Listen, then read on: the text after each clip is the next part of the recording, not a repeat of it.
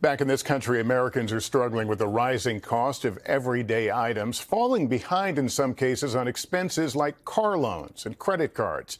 Tom Costello is now on the growing economic uncertainty and what you need to know about dealing with debt. From the gas pump to the grocery aisle, inflation continues to take a big bite out of family budgets.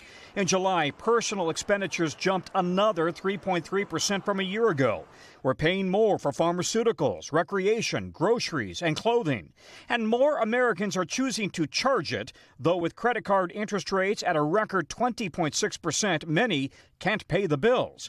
And after spending heavily during the pandemic, more than 3.5% of car loan and credit cards are now delinquent. Right now, I have almost $10,000 in credit card debt, so I am so ashamed of that, but yeah, that's a big number. Dolores Mason Stokes turned to credit cards after being laid off for a second time in 9 months.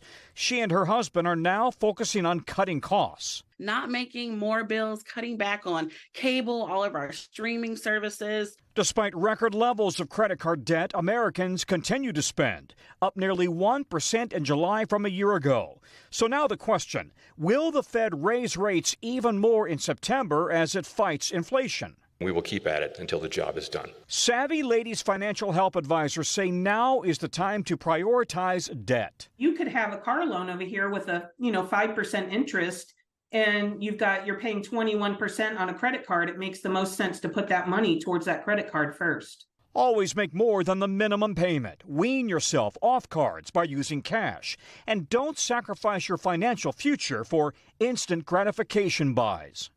Tomorrow, we'll get the latest critical read on the economy. The July unemployment report expected to remain near 50-year lows despite these rising prices. Thanks for watching. Stay updated about breaking news and top stories on the NBC News app or follow us on social media.